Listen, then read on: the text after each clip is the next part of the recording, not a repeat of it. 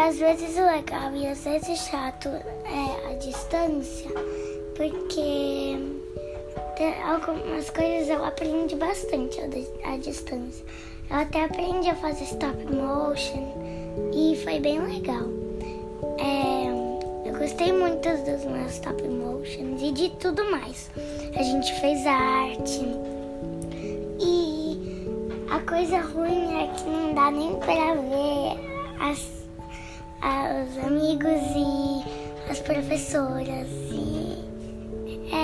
Por isso que essas coisas são as que eu gosto e não gosto da quarentena de estudar.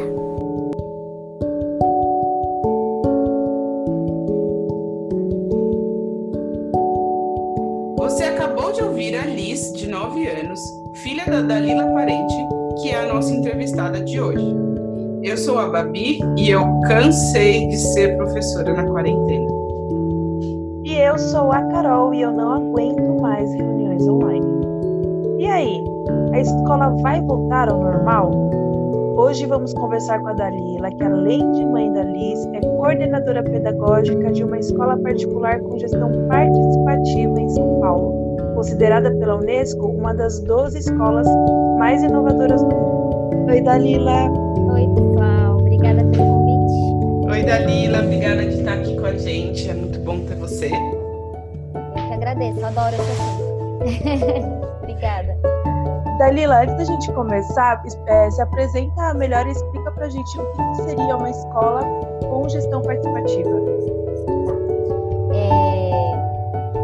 Ela significa a participação das crianças e dos educadores, de modo geral, em várias instâncias, né? Então, uma delas é na gestão do conhecimento, por exemplo. Então, a gente segue a BNCC, mas não na ordem que ela está ali, do jeito que todo mundo segue, né? Então, estudante de primeiro ano, com 7 anos, vai ter que aprender isso. Todo mundo na mesma ordem, todo mundo no mesmo tempo, todo mundo tem que tirar a mesma nota mínima, fazer a mesma prova no mesmo momento, e é isso, né? Então, a gente massifica todo mundo, né? Numa escola de gestão participativa, quando o estudante participa da gestão do conhecimento, ele tem a oportunidade de ter voz, né? E falar quais são as curiosidades dele, sobre o que ele tem curiosidade, o que ele quer aprender naquele momento, né? E aí, então, a gente tem a figura de um tutor que vai acompanhar essa criança e vai poder fazer essa leitura. No que ele está interessado, como que eu posso aproveitar esse interesse que ele tem aqui, uma motivação natural que vem de dentro para fora de aprender algo, como que eu posso pegar isso e incluir conteúdos que são interessantes dele aprender, que estão lá na Base Curricular Nacional, né?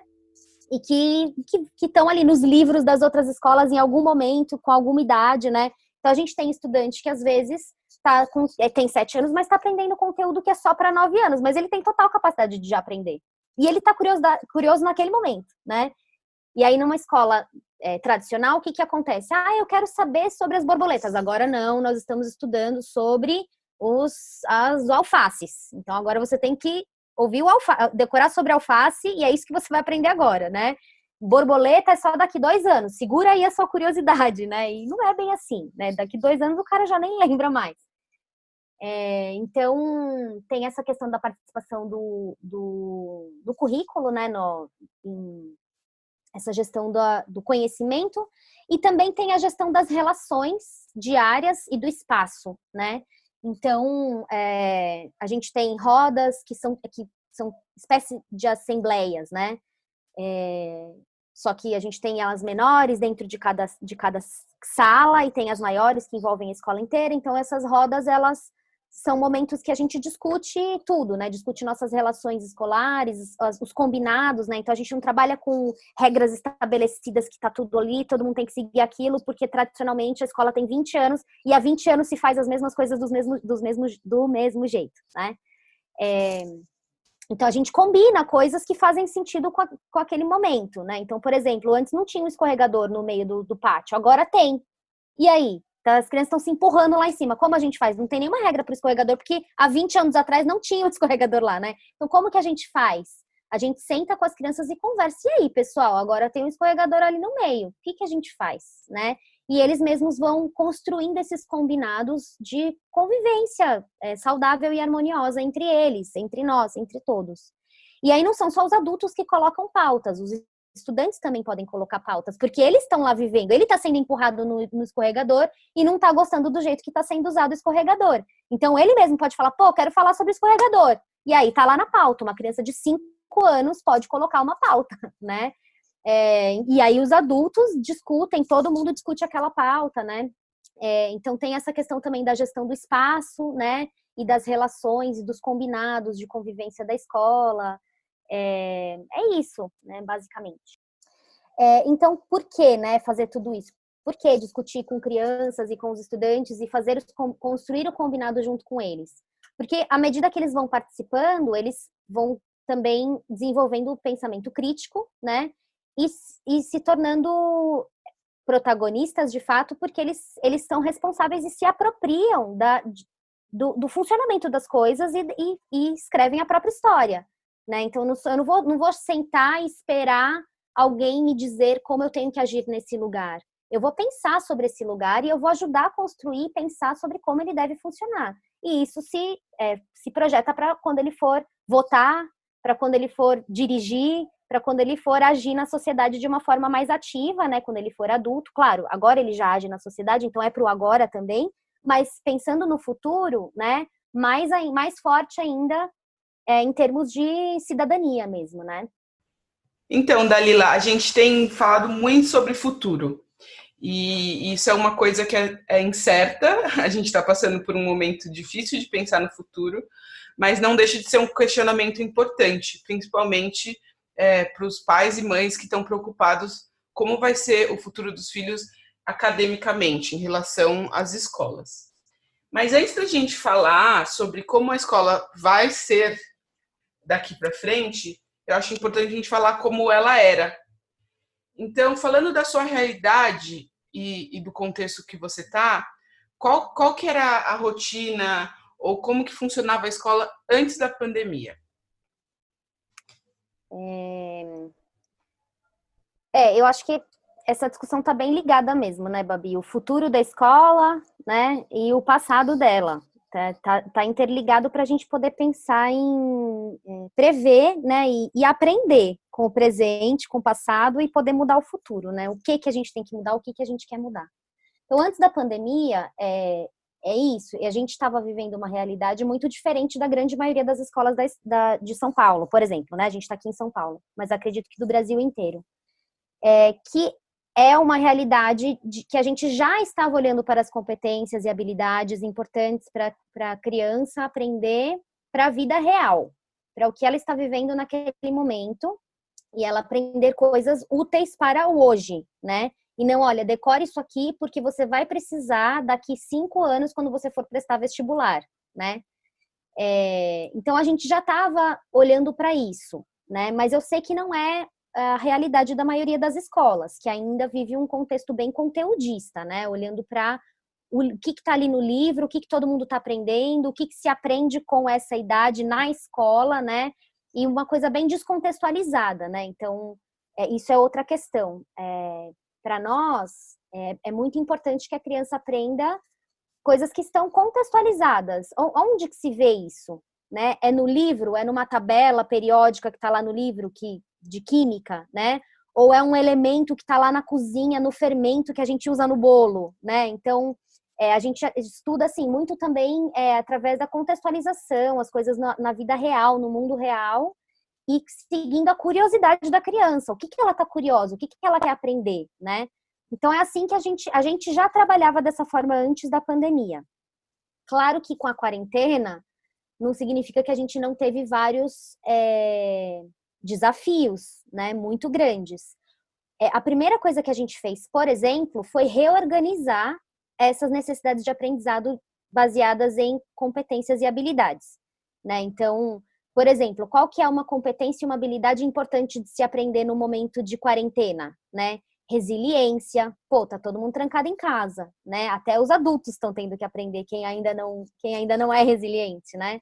Organização pessoal, empatia no seu microambiente, né? com a mãe que tá lá trabalhando, lavando, passando, cozinhando, fazendo tudo sozinha, pô, olhar pra mãe e falar, não, peraí, eu também posso ajudar, eu também posso fazer a minha parte, todo mundo, né? Então, a gente foi pensando nisso, assim, tá, antes a gente estava pensando em algumas habilidades, né, de convivência com os colegas, compartilhar os brinquedos. Agora, dentro de casa, o cara tá sozinho, ele não tá mais, essa necessidade não é tão latente quanto a empatia com a mãe que tá lá fazendo sozinha, né? Então, a gente reorganizou essas habilidades a serem aprendidas de acordo com o novo contexto, né? E de acordo com a nova necessidade do momento. E aí, o que eu penso? Não sei se a pergunta já foi sobre o futuro, se eu já falo, porque elas estão interligadas, né? Sim. Tá tudo interligado, por isso que eu tô falando. Então, a gente estava trabalhando assim, reorganizou para o momento de pandemia,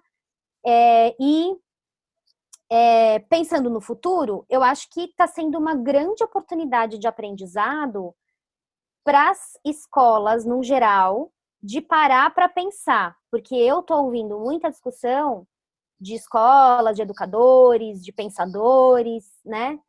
Que estão indo para esse lado. Agora é mais importante do que a criança aprender a tabuada, é importante ela aprender a sobreviver num momento como esse. O que é um vírus, como se proteger, o que é uma fake news, né? Então, as pessoas estão vendo com seus próprios olhos e pagando com o próprio sangue o que é ter uma sociedade que não sabe que não tem essas habilidades básicas de sobrevivência, né? Então, agora as pessoas estão pensando sobre isso. Não, é mais importante então ela aprender a viver bem nesse momento, trancada dentro de casa e tal, do que ela saber a tabuada dos 5, né? Nesse momento. Então, isso não significa que a pessoa nunca vai estudar conteúdos e não vai aprender a tabuada, porque em algum determinado momento a conta é uma necessidade básica de se, né? Ela se torna uma necessidade básica em algum momento da sua vida. E quando ela se torna, você pode aprender, né? E mesmo quando você é pequenininho, né? Você vai aprender ali. A mãe comprou um pacote de M&M e vai dividir entre os irmãos. Ele vai ter que saber contar, senão ele vai sair perdendo. E aí vira uma necessidade, né? Então é isso. Esse aprendizado pela curiosidade e pela necessidade. Então eu acho que está sendo uma ótima oportunidade para as escolas se sacudirem aí, pensarem nisso. E aí no futuro eu acredito que sim, que vai ficar aí uma lição da importância de se trabalhar esses conteúdos aí que estão à margem, né, do currículo, que entraram um pouco mais nas BNCCs, né, as habilidades e competências, mas ainda de forma muito tímida, um pouco superficial até, né, mas já tá lá, já é um início, né, eu vejo isso com bons olhos, então... Você mesmo comentou que essa participação, né? Como que ela está se dando nesse momento de quarentena, então? Porque não tem mais um espaço para se observar, não tem mais uma relação próxima com o coleguinha para ter. Como que vocês estão levando essa gestão participativa adiante durante essa pandemia, a quarentena? Tá. É um desafio muito grande, né? Porque com os adolescentes é mais fácil você se comunicar por Zoom, né? Por ferramentas online. Com crianças menores é mais difícil, né? A gente já tinha estabelecido projetos com eles presencialmente que durariam 3 meses. Então, a gente deu continuidade a esses projetos, reorganizando os produtos finais. Então, por exemplo, se o produto final de um projeto seria filmar um vídeo no pátio da escola, né?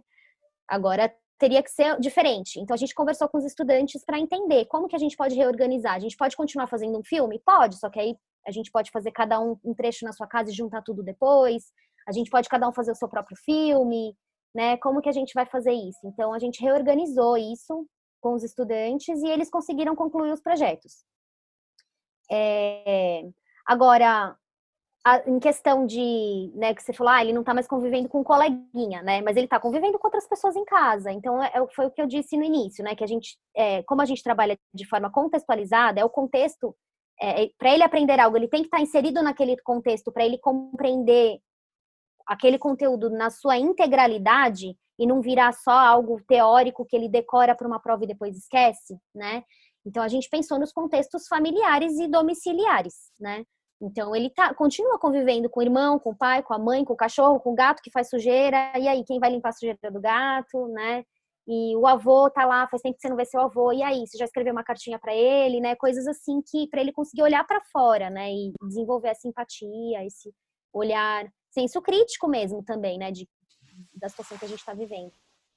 E Dalila, eu estou num contexto um pouco diferente de você. Eu também trabalho numa escola particular em São Paulo, mas não é com essa visão democrática e participativa. Mas eu sinto que existe uma preocupação geral assim dos pais em relação a como os filhos vão estar academicamente pós-pandemia. Porque é óbvio que mesmo vocês tendo todas essas adaptações do currículo e dos projetos, não estão sendo feitos da mesma maneira que seria na escola, com o apoio total do tutor e do professor. Então, assim, a gente está passando por um período longo, inclusive, a maioria das escolas está desde março, né? Então, a gente já está falando aí, no mínimo, de 3 meses com ensino remoto, à distância, ou os que tiraram férias um pouco menos. Então, a gente está passando por um momento diferente, que nunca se viu na história atual, pelo menos. E é óbvio que os alunos, não importa qual seja o esforço da escola, não tem como reproduzir essa escola real de modo virtual. Então, realmente, existem perdas acadêmicas e existem coisas novas, como você falou, que o relacionamento entre as famílias estão sendo muito maior. Assim, eu posso falar por experiência própria que eu vejo como tem sido bom para os meus alunos passar tempo com os pais. E como isso tem feito diferença na vida deles e no desenvolvimento emocional também. Mas aí, pensando nisso, existe uma cobrança dos pais e das famílias, uma preocupação, a gente vê isso na internet e tal, de como que meu filho vai voltar à escola, né? O que ele perdeu nesse caminho, tem como recuperar? E é lógico que se você pensa numa escola como a que você trabalha, que o currículo ele é mais fluido e mais adaptável à necessidade do aluno, talvez não tenha tanta interferência. Mas se você pensa num currículo que de abril até maio tinha que se ensinar o ciclo da borboleta e não foi ensinado, essa criança vai deixar de aprender aquilo, isso vai ter diferença na vida dela depois. Como que tem sido esses anseios, essas preocupações dos pais em relação a isso? Tá.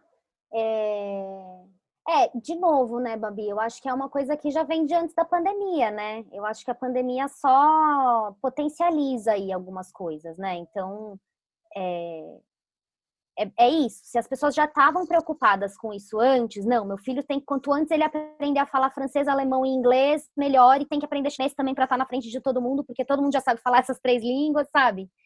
Então, se essa já era a preocupação antes, agora a pessoa está em pânico, porque realmente não tem como você reproduzir tudo que era feito na escola em casa.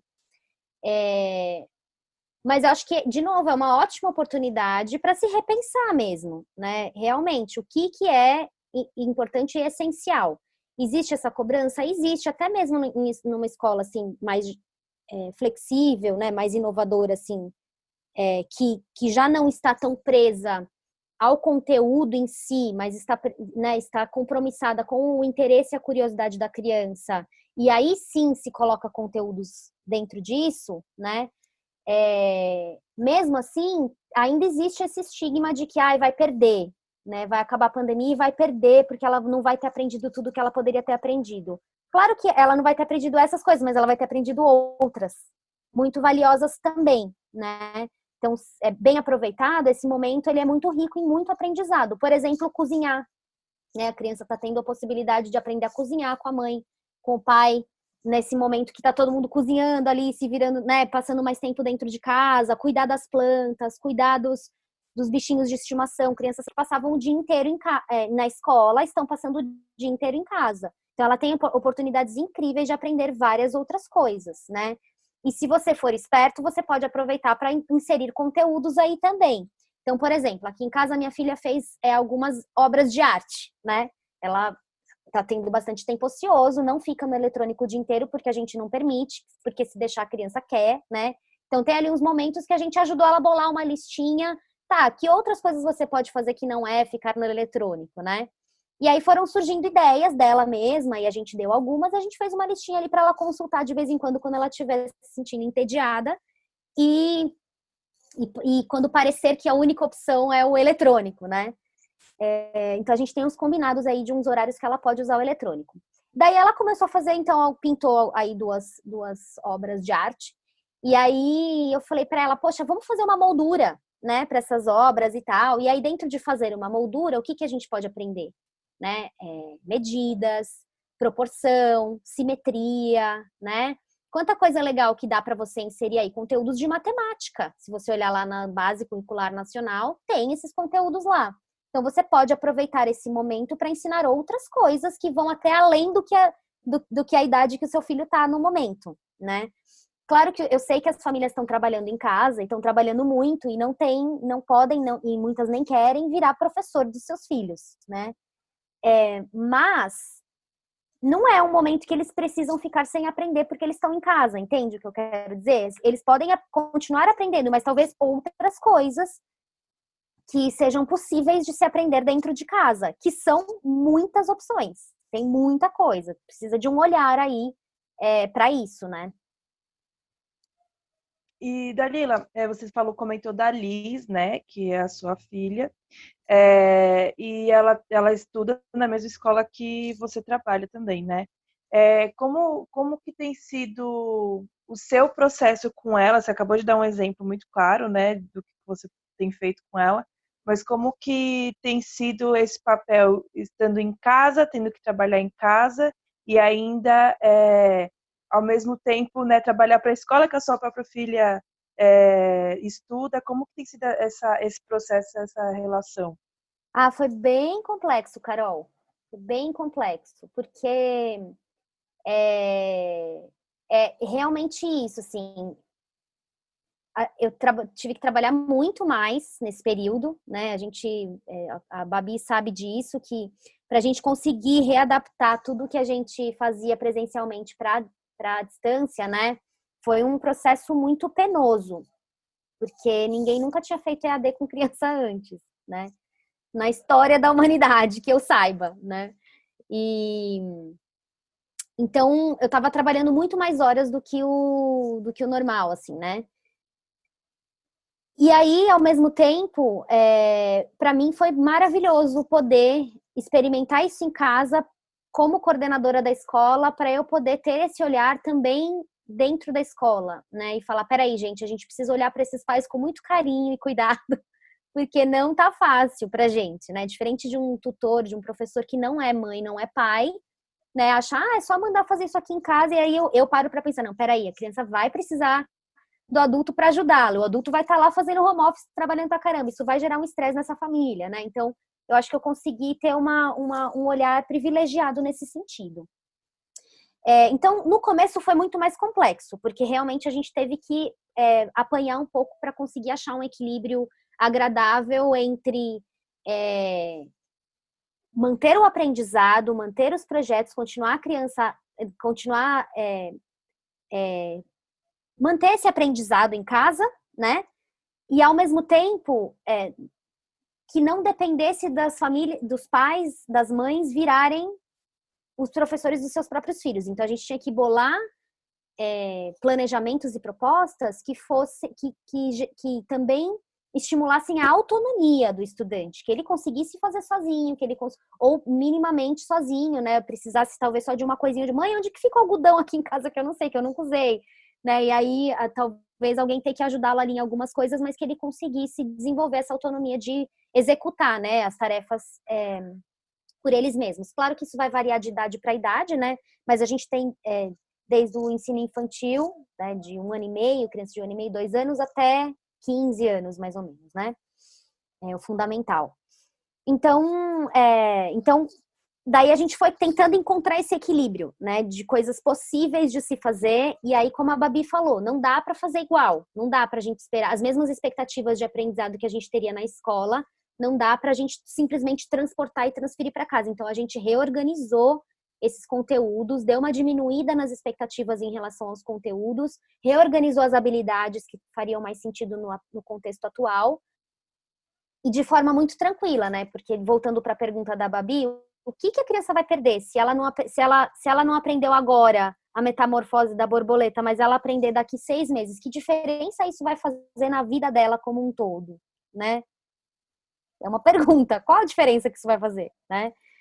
E aí a gente então reorganizou esses conteúdos e tudo e a forma, né? Para cada vez mais o estudante ter autonomia na execução dessas tarefas. E aí tivemos esse momento bem difícil inicial e fomos conversando bastante com as famílias também para ir entendendo o que elas estavam sentindo, como que estava sendo para elas.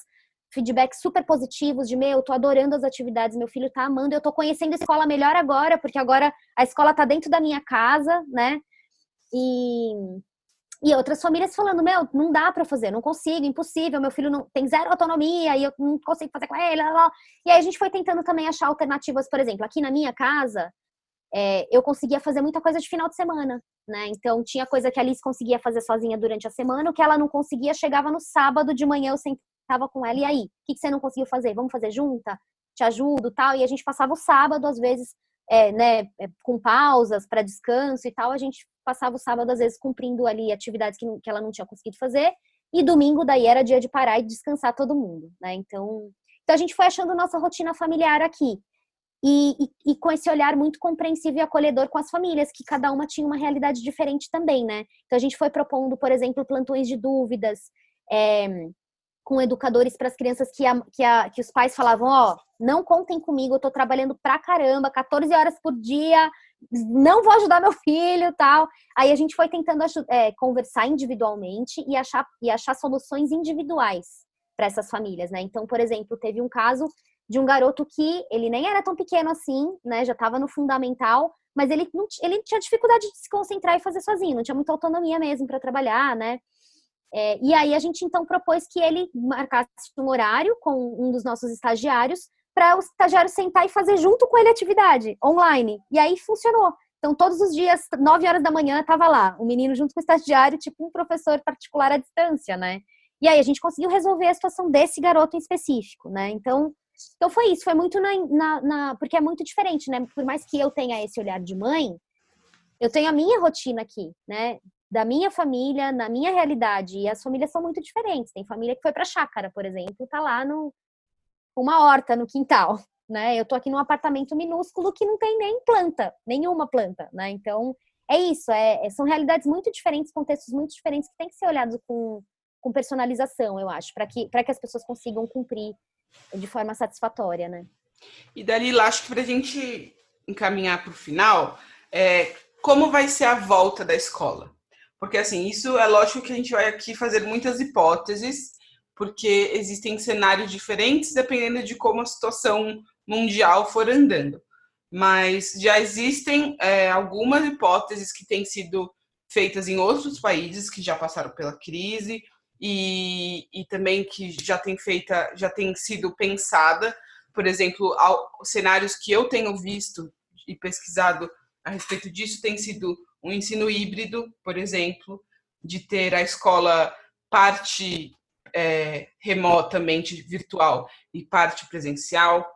Existe também a possibilidade de ter a escola presente, mas com cada sala indo num dia, tipo uma coisa de revezamento para diminuir essa possibilidade de contágio ou algo assim. Existe a possibilidade de a gente voltar todo mundo com máscara, mas aí a gente fica pensando, que criança que vai aguentar ficar um dia na escola usando uma máscara sem encostar em ninguém? Isso é impossível. Esses dias, inclusive, precisei sair para ir no correio. E aí fui lá toda preparada, tal. Eu chego lá, tem uma mãe com uma criança de uns 6, 7 anos, a mãe de máscara, o filho de máscara, tudo. Só que aí a criança, assim, né? Tira a máscara, lambe a poltrona, passa a mão no chão, engatinha. É criança. Criança não foi feita para estar em isolamento, né? Não tem como. Então, assim, existe alguma hipótese? Você tem alguma hipótese de como, sem só pensar no lado acadêmico, mas vai dar para voltar? A gente vai voltar ao normal, como tem se falado, ao novo normal? Eu acho que foi um aprendizado muito grande para a humanidade, né, como um todo, assim. Eu acho que as crianças aprenderam bastante coisas aí, tiveram oportunidade, né, de aprender bastante coisa, como lavar bem as mãos, a importância de se lavar as mãos, né, é isso, assim, de como se cuidar, do que é real, o que não é, né? Ah, falaram que beber água quente resolve, né? Ou não. Então, verificar informações que você recebe, né? Então, eu acho que foram muitos aprendizados aí que se tiveram a oportunidade de aprender. Então, eu acredito que no retorno vão ter aí, as crianças vão voltar diferentes, porque elas tiveram uma oportunidade de aprender muitas coisas em casa, né? Uma convivência maior com as famílias, né? Eu acho que vai ter uma valorização maior das relações, do espaço escolar, né? Então, acho que, de uma certa forma, não tem como voltar igual, porque as pessoas não serão as mesmas, né? As pessoas aprenderam muitas coisas e até sofreram privações que vão fazê-las valorizar mais outras coisas, né? Então, igual não vai ser. Agora, voltar ao normal, não sei quando, mas em algum momento, sim, isso vai ser passado. Isso vai ser, nossa, lembra aquele ano que teve o coronavírus e a gente, né, não pôde ir para escola e tinha que sair de máscara, né? Eu acredito que sim, né? Acredito que vai ter esse momento. Agora, quando ele vai acontecer, não sei se tão breve, não sei se esse ano, né? Acho que não. Eu acho que é algo que tem uma proporção muito grande, né? Não envolve só um grupo pequeno de pessoas que vão achar soluções e seguir essas soluções. Envolve muita gente que não está acreditando que esse vírus é tão perigoso assim, que é besteira essa coisa de isolamento. Então, existe muita interferência e muita gente envolvida que deveria. E a gente tem que entrar num consenso para a gente conseguir vencer esse problema, né? E não é tão simples assim entrar num consenso pensando de forma global, né? O globo terrestre entrar em um consenso. É quase impossível, é quase uma missão impossível. Então, eu acredito que vai demorar bastante aí para a gente conseguir voltar a viver como a gente vivia com a liberdade de antes, assim, né? Tão cedo. Mas em algum momento, sim. Em algum momento, isso vai ser passado e vai ser uma lembrança interessante, assim. Eu acho que vale comentar que a gente está aqui muito a gente está aqui usando um bom exemplo, né, de como é possível fazer com que uma escola participe, contribua até para o próprio bem-estar da família de um jeito mais direto, né, pensando no processo da própria família e tal. Isso é um aprendizado que todo mundo precisa ter, né, e se a gente for levar isso para o contexto que abrange mais pessoas, como a escola pública, os desafios dobram ainda mais, né. Então, é legal saber que existe uma possibilidade, que existem bons exemplos para poder se inspirar e pensar em como reorganizar, né, a escola. Dalila, a gente sempre coloca aqui, a gente quer o Faça Hoje, porque a gente fala que o Ciranda é uma roda de conversa sobre como criar boas memórias na infância. Então, a gente tem a parte do Faça Hoje, que é uma dica prática que a gente até queria que você desse para os pais que estão preocupados com esse futuro e com o desenvolvimento dos filhos, o que eles podem fazer agora, nesse momento. Eles terminaram de ouvir, eles vão fazer o que agora? Eu acho que considerando